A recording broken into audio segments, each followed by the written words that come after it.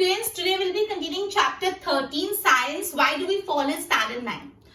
आज अपन इन्फेक्शियस और non infectious disease के बारे में पढ़ेंगे। अपन ने प्रीवियस लेक्चर में ये बात समझी थी कि कोई भी बीमारी के होने के दो कॉज होते हैं। पहला कॉज होता है immediate cause and the other one is contributory cause. अपन ने पिछले लेक्चर में बहुत क्लैरिटी से समझा था कि कोई भी बीमारी होने के दो कॉज होते हैं। पहला कॉज होता है इमीडिएट कॉज एंड जो दूसरे कॉज होते हैं वो कॉन्ट्रीब्यूटरी कॉज होते हैं। पहला जो मेन कॉज होता है उसको इमीडिएट कॉज बोलते हैं और बाकी कॉज को बोलते हैं कॉन्ट्रीब्यूटरी कॉज। अब इमीडिएट कॉज जो होता है, आप कॉन्ट्रीब्यूटरी को एक बार साइड पे रखो, अपन इमीडिएट कॉज को आगे थोड़ा एक्सटेंड करने वाले हैं।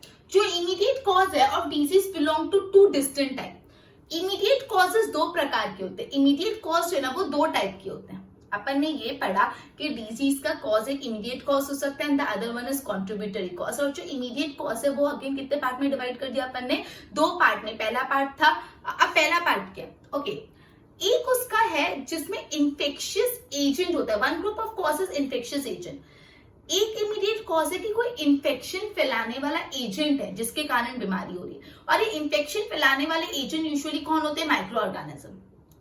जो इमीडिएट कॉज है उसके दो प्रकार होते हैं। पहला प्रकार ये है कि जो बीमारी हो रही है वो इन्फेक्शियस एजेंट से हो रही है और जो इन्फेक्शन फैलाने वाले एजेंट होते हैं वो यूजुअली कौन होते हैं? Micro organism. तो जिस भी बीमारी का इमीडिएट कॉज माइक्रो ऑर्गेनिज्म है, जिस भी बीमारी का इमीडिएट कॉज माइक्रो ऑर्गेनिज्म है, जो भी बीमारी माइक्रो ऑर्गेनिज्म से स्प्रेड हो रही है वैसी बीमारी को बोलते हैं infectious disease. The disease in which the microbes are the immediate cause. जिस बीमारी का इमीडिएट कॉज माइक्रोब्स है वैसी बीमारी को बोला जाता है इन्फेक्शियस डिजीज। मैं आपको ये बता रही हूँ कि जो भी इमीडिएट कॉज होता है उसको दो पार्ट में डिवाइड करता है। पहला पार्ट है इन्फेक्शियस एजेंट वाला, मतलब पहला पार्ट है बीमारी जिसमें माइक्रो ऑर्गेनिजम्स जो होते हैं वो बीमारी फैलाते हैं। तो वैसे डिजीज को क्या बोला जाता है? Infectious disease. ठीक है, बिकॉज ये जो माइक्रो ऑर्गेनिज्म पूरी कम्युनिटी में स्प्रेड हो जाते हैं और उसके कारण बीमारियां होती है। दूसरा प्रकार होता है जहाँ पे इन्फेक्शियस एजेंट होते हैं, इन्फेक्शन फैलाने वाले एजेंट नहीं है। डिजीज है not cause by infectious agent. जो डिजीज इन्फेक्शियस एजेंट से होती ही नहीं है वो डिजीज को बोलते हैं, वो दूसरा प्रकार है। ठीक है, ये डिजीज एक्सटर्नली प्रेजेंट नहीं होती। ये जो डिजीजेस होती है ना वो इंटरनली प्रेजेंट होती है। जैसे सपोज किसी को कैंसर हो रहा है बिकॉज कुछ जेनेटिक एबनॉर्मलिटीज है, किसी इंसान की जीन्स में कुछ एबनॉर्मलिटीज है जिसके कारण उसको कैंसर हो रहा है, तो ये इन्फेक्शियस डिजीज नहीं है बिकॉज यहाँ पे infectious agent that is micro organism involve नहीं है। उसकी जेनेटिक कोई प्रॉब्लम से, इंटरनल प्रॉब्लम से बीमारी होती है, इससे जो कैंसर है वो कैसा डिजीज हो गया? The other one non infectious disease. जैसे किसी को हाई ब्लड प्रेशर की प्रॉब्लम है, वो क्यों हो रही है? क्या पता वो बहुत ओवरवेट है और बिल्कुल एक्सरसाइज नहीं करता तो उसको ब्लड प्रेशर हो रहा है। ब्लड प्रेशर इस रीजन से हो रहा है, तो ये भी कैसा? नॉन इन्फेक्शियस डिजीज, बिकॉज यहाँ पे infectious agent that is micro organism नहीं है। जिस तरह से डिजीज स्प्रेड हो रही है, जिस तरह से डिजीज को ट्रीट कर रहे हैं, या तो जिस तरह से डिजीज को हम कम्युनिटी में से प्रिवेंट कर रहे हैं, वो हर बीमारी के लिए अलग अलग होता है। जिस तरह से डिजीज स्प्रेड हो रही है, जिस तरह से डिजीज ट्रीट हो रही है, जिस तरह से डिजीज को आप प्रिवेंट कर रहे हैं कम्युनिटी लेवल पे, वो हर बीमारी का अलग अलग होता है। ठीक है, और ये डिपेंड करता है कि इमीडिएट कॉज क्या है। इमीडिएट कॉज इन्फेक्शियस है या नॉन इन्फेक्शियस, उस पर डिपेंड करता है। मैंने आपको इन्फेक्शियस और नॉन इन्फेक्शियस का पूरा इंट्रो दे दिया। अब अपन इन्फेक्शियस को डिटेल में पढ़ेंगे। इन्फेक्शियस डिजीज में यूजुअली इन्फेक्शियस एजेंट कौन से होते हैं? मैंने आपको पता है यूजुअली माइक्रो ऑर्गेनिजम्स जो होते हैं वो इन्फेक्शियस एजेंट होते हैं। फंगाई, बैक्टीरिया, प्रोटोजोआ, वायरस, ये सब। आगे बढ़ते पर पहले इसको मैं बहुत अच्छे से क्लैरिफाई करना चाहती हूँ, बिकॉज अगर आपके कंसेप्ट क्लियर नहीं हुए तो यू वोंट गेट एनीथिंग। समझ आई? मैंने आपको ये बताया कोई भी डिजीज के दो कॉज होते हैं, एक होता है immediate cause and the other one is contributory cause. मैं बोल रही हूँ कॉन्ट्रीब्यूटरी कॉज को एक बार के लिए साइड पे रखो, इमीडिएट कॉज पे फोकस करो। इमीडिएट कॉज अगेन दो टाइप के होते हैं। पहला कॉज होता है जिसमें इन्फेक्शियस एजेंट होता है और दूसरा कॉज होता है जिसमें इन्फेक्शियस एजेंट नहीं होता। इन्फेक्शियस एजेंट जिसमें होता है वो इन्फेक्शियस एजेंट यूजुअली कौन से होते हैं? Micro organism. और इन बीमारियों को बोला जाता है इन्फेक्शियस डिजीज। जिस बीमारी में, जिस डिजीज में जो इन्फेक्शियस एजेंट है वो माइक्रो ऑर्गेनिजम्स है, वैसी बीमारी को बोला जाता है इन्फेक्शियस डिजीज। और दूसरा नॉन इन्फेक्शियस डिजीज जिसपे कोई इन्फेक्शियस एजेंट ही नहीं होता, मतलब वो जो बीमारी होती है वो इंटरनली कोई प्रॉब्लम से होती है। जो इन्फेक्शन होते हैं वो एक्सटर्नल एनवायरमेंट में रहने के कारण होते हैं। जैसे अभी अपन बोल रहे कोविड, तो कोविड किससे हो रहा है? Virus. Covid is a virus जिससे कोरोना हो रहा है, तो वायरस कोविड है। ठीक है, तो ये जो कोविड है ये एक वायरस है, मतलब ये माइक्रो ऑर्गेनिज्म है, तो ये कम्युनिटी में प्रेजेंट है जिससे किसी को भी लग जाता है। तो कोविड कौन सी बीमारी है, इन्फेक्शियस की नॉन इन्फेक्शियस? इन्फेक्शियस है, क्योंकि इसमें माइक्रो ऑर्गेनिज्म इन्वॉल्व है। यहाँ पे इन्फेक्शियस एजेंट है, इन्फेक्शियस एजेंट है मतलब ये इन्फेक्शियस डिजीज है, राइट? ओके, हाँ। दूसरा है नॉन इन्फेक्शियस डिजीज, जिसमें इंटरनली प्रॉब्लम्स होते हैं, जिसमें कोई इन्फेक्शियस एजेंट, इन्फेक्शन फैलाने वाला एजेंट नहीं होता। वैसे बीमारियों को नॉन इन्फेक्शियस बोला जाता है। जैसे किसी को कैंसर है तो कुछ जेनेटिक एब्नॉर्मलिटीज की वजह से कैंसर हुआ है, या तो किसी को हाई ब्लड प्रेशर की प्रॉब्लम है, तो हाई ब्लड प्रेशर की प्रॉब्लम इसलिए क्योंकि ओवरवेट है बहुत, या तो एक्सरसाइज कम कर रहा है इंसान। तो जिस तरह से डिजीज स्प्रेड हो रही है, जिस तरह से डिजीज ट्रीट हो रही है, जिस तरह से डिजीज को कम्युनिटी में से प्रिवेंट करा जा रहा है, वो डिपेंड करता है डिजीज का टाइप कौन सा है, एंड ये डिपेंड करता है कि डिजीज का इमीडिएट कॉज कौन सा है, इन्फेक्शियस या तो नॉन इन्फेक्शियस। अभी अपन इन्फेक्शियस डिजीज को पढ़ने वाले। इन्फेक्शियस डिजीज मैंने आपको बताया यूजुअली माइक्रो ऑर्गेनिज्म से होते हैं, फंगाई, बैक्टीरिया, प्रोटोजोआ, ठीक है। अपन आगे डिटेल में पढ़ते हैं इन्फेक्शियस डिजीज के बारे में। पहले एक बार बोर्ड पे देखो, मैं आपको ये गो थ्रू करवाती हूँ। Infectious and non infectious disease. Immediate cause of disease belong to two distinct type. मैंने आपको बताया जो भी इमीडिएट कॉज होता है वो दो डिस्टिंक्ट टाइप का आता है। One group of causes infectious agent, दो ग्रुप में, दो टाइप में से पहला क्या है, इन्फेक्शियस एजेंट, और वो इन्फेक्शियस एजेंट यूजुअली कौन से होते हैं, mostly micro organism. Disease which when microbes are the immediate cause are called infectious disease. जिस बीमारी में इमीडिएट कॉज माइक्रो ऑर्गेनिजम्स होते हैं वो बीमारी को हम इन्फेक्शियस डिजीज बोलते हैं। बोला है कि जिस बीमारी में इमीडिएट कॉज जो होता है, इमीडिएट कॉज अगर माइक्रो ऑर्गेनिजम्स है तो वैसे बीमारी को बोला जाता है infectious disease. Diseases where microorganisms are the immediate cause are called infectious disease. This is because microorganisms spread in the community, because microorganisms community में स्प्रेड होते हैं and disease they cause will spread by them, और उनसे ही बीमारियां होती है। अब दूसरा पढ़ते हैं, on the other hand there are also disease that are not caused by any infectious agent. ऐसी भी बीमारी है जो कोई भी इन्फेक्शियस एजेंट से नहीं होती। देयर कॉज वराय, उनकी वजह बदलती रहती है, बट नो एक्सटर्नल कॉज, लेकिन उनकी माइक्रो ऑर्गेनिज्म जैसी कोई एक्सटर्नल कॉज नहीं होती। They do not spread in community में, स्प्रेड नहीं होते। They are internal and non infectious. ये डिजीज नॉन इन्फेक्शियस और अंदर अंदर होती है, इंटरनल। जैसे किसी को कैंसर है तो कैंसर टच करने से नहीं फैलता। बीपी की प्रॉब्लम है तो जिसको हाई ब्लड प्रेशर, उसको आपने टच कर दिया तो आपको भी आ गया, नहीं, राइट? तो some cancers are by genetic abnormality से कैंसर्स होते हैं। High blood pressure because of the excessive weight या because of no exercise. So the way in which disease is spread, जिस तरह से disease spread हो रही है, the way in which it is treated, जिस तरह से उसको treat करें and prevented at community level would be different for different disease. This would depend a lot whether the immediate cause क्या infectious है कि non-infectious. तो infectious disease, infectious agent कौन से होते हैं? Fungi, bacteria, protozoa and so on. ये सब क्या होते हैं? infectious agent, right? एक बार इसकी नोट्स बनाओ, फिर मैं आगे infectious disease को और करवाती हूँ।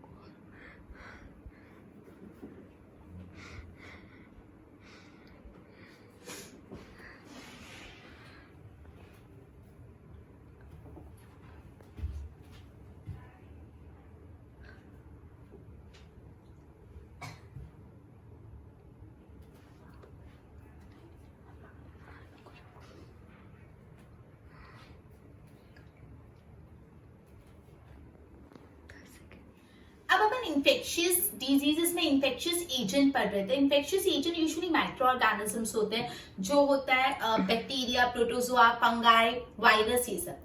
तो अपन 2-3 बीमारियों के बारे में आपको बता रही। लिशमानिया एक बीमारी जो बेसिकली लिशमानिया एक प्रोटोजोआ है जिससे काला अजहर नाम की बीमारी होती है। अब ये जो मैं आपको 3-4 अभी बताऊंगी वो आपके लिए 1 मार्क के लिए काफी ज्यादा इंपॉर्टेंस रखते हैं। लिशमानिया एक प्रोटोजोआ है जिससे काला अजहर नाम की बीमारी होती है। स्टेप्टोसाइकिल एक बैक्टीरिया है जिससे एक्ने होते हैं। एक्ने मतलब जो पिंपल्स अपन बोलते हैं वो। ट्रिप्सोमोना एक प्रोटोजोआ है जिससे स्लीपिंग सिकनेस होती है। स्लीपिंग सिकनेस, ये 3 इंपॉर्टेंट है, 1 मार्क के लिए याद रखना वापस। वही लिशमानिया करके एक प्रोटोजोआ है जिससे काला अजहर नाम की बीमारी होती है। स्टेप्लोलोके करके एक बैक्टीरिया है जिससे एक्ने होता है। एंड ट्रिप्सोनोमा करके एक प्रोटोजोआ है जिससे स्लीपिंग सिकनेस होती है। ठीक है, अब मैं बता रही हूँ आपको वायरस से कौन कौन सी बीमारी होती है। वायरस से होता है cold, common cold, influenza, dengue हो गया, एड्स हो गया, ये सब किससे होता है? वायरस से। तो कौन कौन सी बीमारी वायरस से होती है? कोल्ड हो गया, डेंगू हो गया, या तो एड्स, ये सब वायरस से होता है। बैक्टीरिया से कौन कौन सी बीमारियां होती है? ये जो वायरस, बैक्टीरिया, ये सब क्या है? ये सब माइक्रो ऑर्गेनिज्म के टाइप है। अपन 8th स्टैंडर्ड में पढ़ा था, बैक्टीरिया, फंगा, ये सब माइक्रो ऑर्गेनिज्म है। तो जो वायरस है उसमें से जो पहला अपन वायरस पढ़ रहे हैं, वायरस से कौन सी बीमारी होती है? Common cold, dengue, AIDS. Bacteria से कौन सी बीमारी होती है? Typhoid, cholera, tuberculosis, anthrax. Anthrax भी अपन ने 8th स्टैंडर्ड में पढ़ा था, जो यूजुअली एनिमल और ह्यूमन बीइंग दोनों में होती है। ठीक है, तो बैक्टीरिया से होता है typhoid, cholera, TB and anthrax. Fungi से अलग अलग टाइप के स्किन इन्फेक्शन होते हैं। फंगाई से क्या होता है? अलग अलग टाइप के स्किन इन्फेक्शन। अब प्रोटोजोआ से मलेरिया और काला अजहर नाम की बीमारी होती है। तो ये आपको ऐसे पूछ सकते हैं कभी कि मलेरिया कौन से माइक्रो ऑर्गेनिजम्स होते हैं, तो आपको लिखना है प्रोटोजोआ, तो आपको आना चाहिए, राइट। उसके बाद वर्म्स जो होते हैं, वर्म से वर्म इन्फेक्शन होता है। इंटेस्टाइनल और एलिफेंटासिस नाम की बीमारी होती है। अभी तक मैंने जो भी आपको पढ़ा है ना, सब 1 मार्क के लिए काफी इंपॉर्टेंट था। वापस अटेंटिव रहना, मैं वापस रिवाइज करा रही। मैंने बताया लिशमानिया नाम का एक प्रोटोजोआ है जिससे काला अजहर नाम की एक बीमारी होती है। क्लियर। स्टेप्सिलोकी करके एक बैक्टीरिया है जिससे एक्ने की बीमारी होती है, पिंपल्स।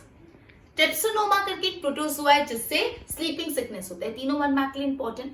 अब मैं बता रही हूँ वायरस से कौन कौन सी बीमारी होती है। तो कॉमन कोल्ड, इन्फ्लुएंजा, फिर टाइफाइड नहीं, डेंगू, एड्स, ये सब किससे होता है? वायरस से। तो ऐसा पूछ सकते हैं, dengue is caused by direct, dengue is caused by virus. Bacteria से क्या होता है? बैक्टीरिया से टाइफाइड हो जाता है, कॉलेरा हो जाता है, ट्यूबरकुलोसिस, एंथ्रैक्स। तो पूछ सकते हैं एंथ्रैक्स इज कॉज्ड बाय, फिर 4 ऑप्शन है, वायरस, बैक्टीरिया, प्रोटोजोआ, फंगाई। तो एंथ्रैक्स से होता है बैक्टीरिया से, आपको आना चाहिए। फंगाई से क्या होता है? अलग अलग टाइप के स्किन इन्फेक्शन। प्रोटोजोआ से क्या होता है? मलेरिया और काला अजहर। अब ये दोनों इंपॉर्टेंट है, ऐसा भी पूछ सकते हैं, ये दोनों ही इंपॉर्टेंट है। मलेरिया किससे होता है? तो प्रोटोजोआ से। और काला अजहर भी किससे होता है? प्रोटोजोआ से। दोनों बहुत इंपॉर्टेंट है। वर्म से क्या होता है? इंटेस्टाइन में वर्म इन्फेक्शन हो जाता है, तो एलिफेंटासिस हो जाता है। अब ये जो member of the each of this group, मतलब ग्रुप किसको बोला है? बैक्टीरिया को एक ग्रुप बोला है, वायरस को एक ग्रुप, प्रोटोजोआ का एक ग्रुप, फंगाई का एक ग्रुप। हर ग्रुप के जो अंदर मेंबर्स है उनके जो बायोलॉजिकल कैरेक्टरिस्टिक है वो सेम होते हैं। मतलब वायरस है तो वायरस के अंदर जो मेंबर्स है, वायरस एक ग्रुप है। अब अलग अलग टाइप के वायरस, तो वायरस क्या हो गए? अलग अलग टाइप के वायरस मेंबर हो गए। बैक्टीरिया एक ग्रुप है, अलग अलग टाइप के बैक्टीरिया, तो वो उसके मेंबर हो गए। तो बेसिकली ग्रुप्स मतलब क्या बोला है? ग्रुप्स मतलब जैसे फंगाई, बैक्टीरिया, वायरस, प्रोटोजोआ, अब उसके अंदर उसके मेंबर्स। तो ये हर ग्रुप के जो मेंबर्स होते हैं उनके जो बायोलॉजिकल कैरेक्टरिस्टिक कैसे होते हैं? सेम होते हैं। जो हर मेंबर के अंदर हर ग्रुप के अंदर जो मेंबर्स होते हैं उनके जो बायोलॉजिकल कैरेक्टरिस्टिक होते हैं वो कैसे होते हैं? सेम होते हैं। जैसे एग्जांपल जो वायरस होते हैं ना, जितने भी वायरस होते हैं ना, वो होस्ट सेल के, जितने भी वायरस होते हैं वो होस्ट सेल के अंदर रहते हैं। जितने भी वायरस होते हैं वो कहां पे रहते हैं? होस्ट सेल के अंदर। मैंने आपको होस्ट बताया था बहुत बार कि अपन सपोज किसी की पार्टी में जाते हैं तो अपन गेस्ट होते हैं, और अपन जिसकी भी पार्टी में जा रहे हैं वो कौन होते हैं? होस्ट होते हैं। मतलब उन्होंने अपन को इनवाइट किया, अपन उनके यहाँ पे गए। तो उसी तरह जो वायरस होते हैं वो भी होस्ट मतलब जिनके अंदर वो घुस जाते हैं उनके अंदर ही रहने लग जाते हैं, जितने भी वायरस होते हैं। ठीक है। अब वायरस, बैक्टीरिया, फंगाई ये मल्टीप्लाई करता है फास्ट। मल्टीप्लाई मतलब बढ़ते, जैसे अपन कब से कोरोना वायरस के बारे में डिस्कस कर रहे हैं। तो वायरस ये होस्ट ऑर्गेनिज्म में जाते हैं और मल्टीप्लाई होते रहते हैं, बढ़ते जाते हैं। तो जो वायरस होता है, जो बैक्टीरिया होता है और जो फंगाई होता है वो क्या होता है? मल्टीप्लाई होते जाते हैं। अब जैसे वर्म्स है, वर्म्स मल्टीप्लाई नहीं होते, वर्म्स होते हैं बट बहुत स्लो मल्टीप्लाई होते हैं। मैं बोलूँ जो भी ग्रुप है, ग्रुप के मेंबर्स है, मेंबर्स की जो बायोलॉजिकल कैरेक्टरिस्टिक सेम होते हैं। अब अगर आपको कंफ्यूजन है ना ग्रुप और मेंबर क्या है, ग्रुप मतलब बैक्टीरिया का एक ग्रुप, प्रोटोजोआ का एक ग्रुप, फंगाई का एक ग्रुप, वायरस का एक ग्रुप, ये ग्रुप है। ग्रुप के अंदर मेंबर्स मतलब बैक्टीरिया ग्रुप के अलग अलग मेंबर्स, फंगाई के अलग अलग मेंबर्स। तो जो भी ग्रुप है उसके जो मेंबर्स है वो सेम बायोलॉजिकल कैरेक्टरिस्टिक परफॉर्म करते हैं।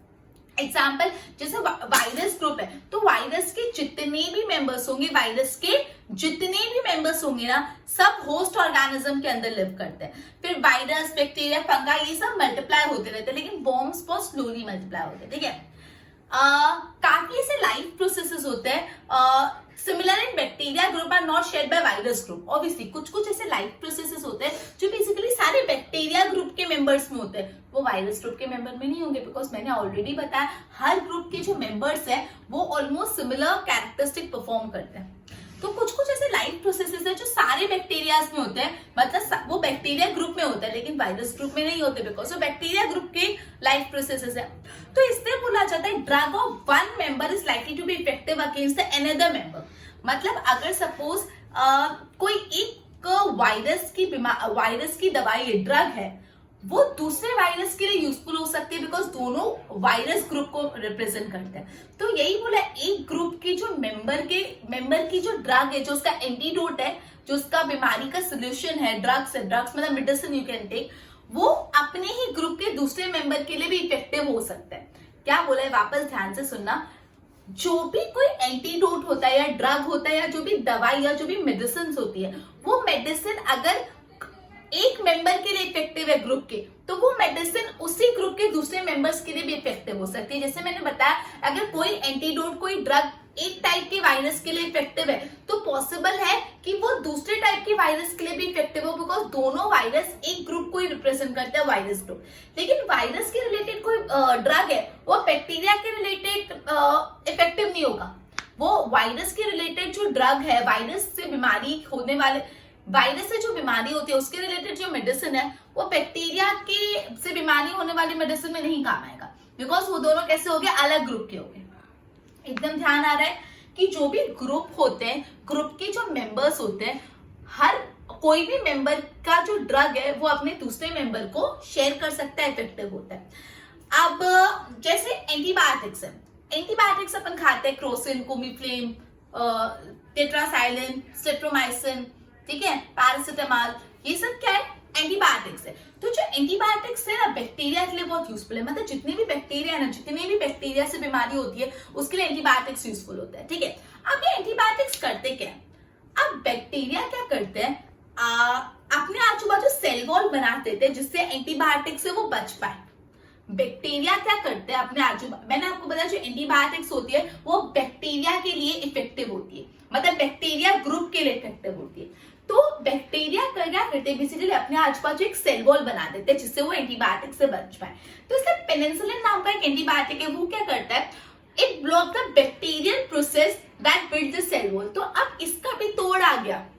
जो पेनिसिलिन नाम का एक एंटीबायोटिक है वो क्या करता है, जब बैक्टीरिया वो प्रोसेस करते हैं ना अपने आजू बाजू सेल वॉल बनाने का, वो प्रोसेस ही नहीं होने देता। अगर प्रोसेस ही नहीं होने देगा तो सेल वॉल बनेगी नहीं, सेल वॉल बनेगी नहीं तो डायरेक्टली पेनिसिलिन आके एंटीबायोटिक्स उसको खत्म कर देगा, बीमारी से छुटकारा।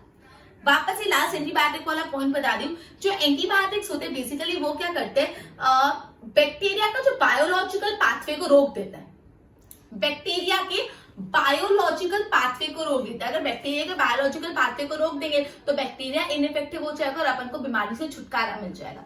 लेकिन अपन ने बैक्टीरिया को मारने का एक तरीका बनाया कि वे ऐसे एंटीबायोटिक्स बनाएंगे जिससे बैक्टीरिया का जो बायोलॉजिकल पाथवे रुक हो जाए, तो बैक्टीरिया चुप बैठेगा नहीं ना। बैक्टीरिया में चलो मैं एक काम करता हूँ, मैं अपने आजू बाजू एक सेल वॉल बना देता हूँ कि एंटीबायोटिक में आ ही नहीं पाए क्योंकि मेरे आजू बाजू तो सेल वॉल है।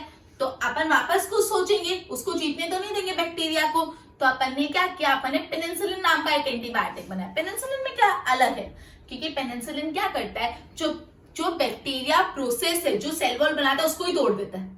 जो बैक्टीरियल प्रोसेस है जो अपने आजू बाजू सेल वॉल बनाता है उसको ही तोड़ देता है। तो अब जब सेल वॉल ही नहीं बचेगी तो डायरेक्ट अटैक हो गया, बैक्टीरिया मर गया, अपन जीत कर।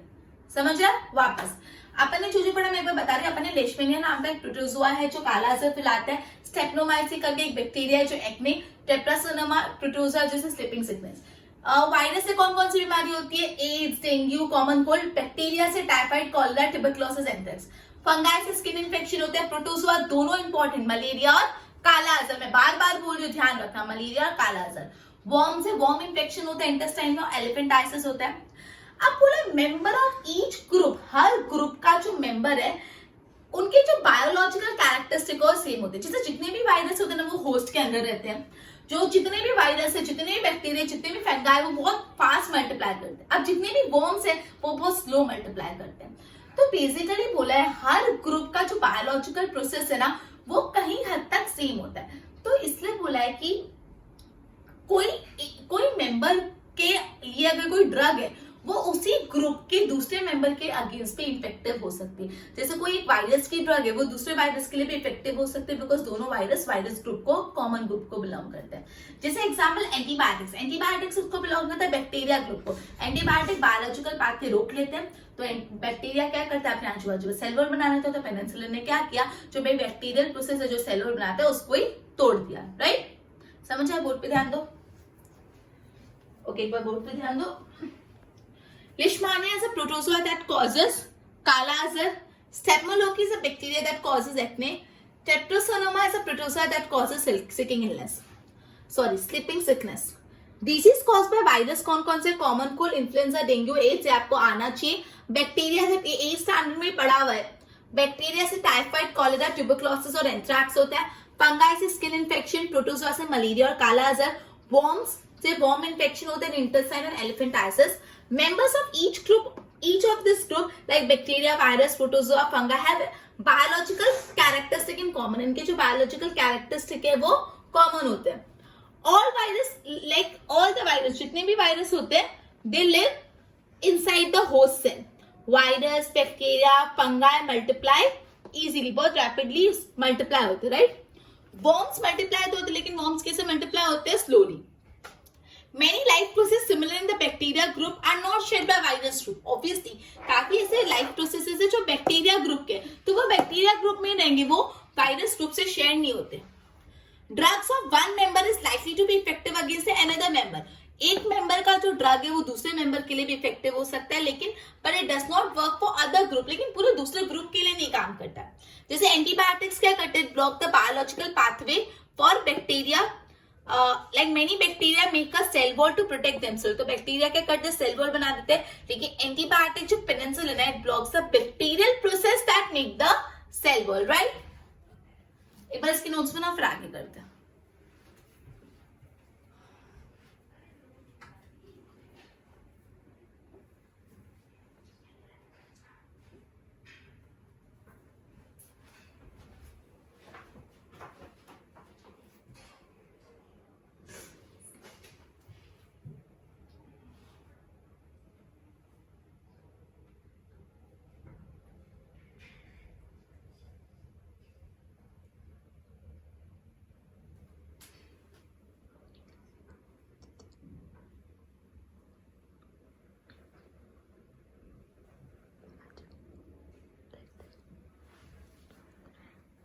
ओके, तो जो पेनिसिलिन ने क्या क्या bacterial process that build the cell wall रोक दिया, तो जो बैक्टीरिया वो जब सेल वॉल बना ही नहीं पाए तो क्या हुआ? बैक्टीरिया बहुत इजीली मर गए।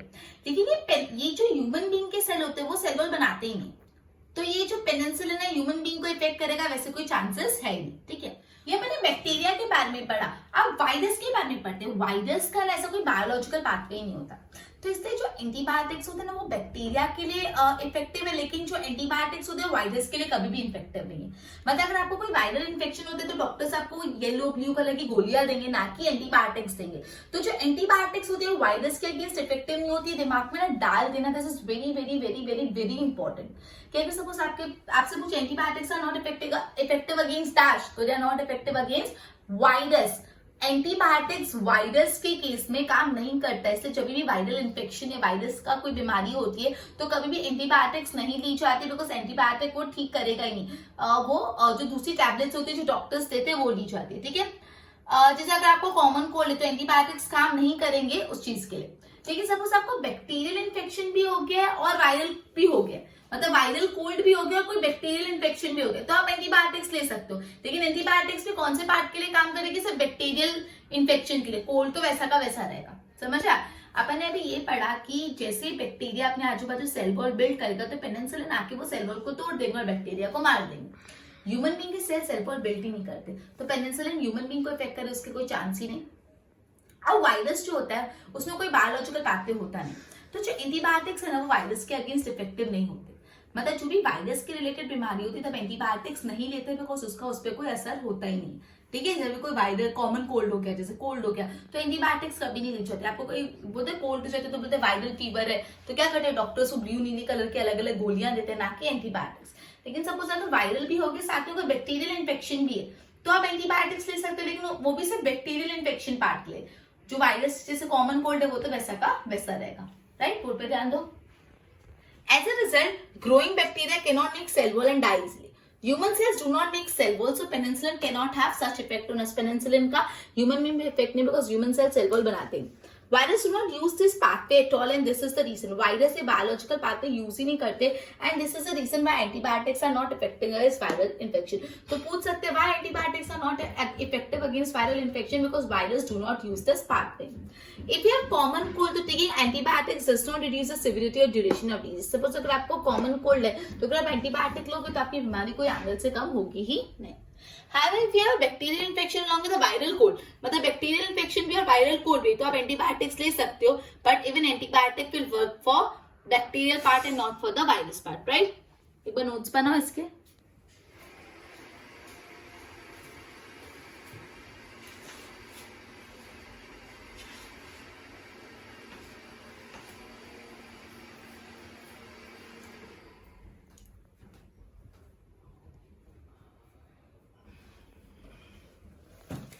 ओके, तो अपन ने आज जितना भी पढ़ा उसको रिवाइज कर लेते हैं। तो सबसे पहले अपन ने ये पढ़ा जो भी इमीडिएट कॉज ऑफ डिजीज होते हैं उसके दो रीजन होते हैं। पहला होता है infectious and the other one is non infectious. Infectious disease वो डिजीज होती है जिसका इमीडिएट कॉज माइक्रो ऑर्गेनिजम्स होते हैं, ठीक है? और नॉन इन्फेक्शियस डिजीज में माइक्रो ऑर्गेनिज्म इन्वॉल्व नहीं होते, जैसे कैंसर, हाई ब्लड प्रेशर, वो इंटरनल और नॉन इन्फेक्शियस होता है, मतलब अंदर के फैक्टर से रिलेटेड होता है। फिर अपन इन्फेक्शियस डिजीज के बारे में पता, माइक्रो ऑर्गेनिज्म में फंगाई, बैक्टीरिया, वायरस, ये सब अलग अलग आ जाते हैं।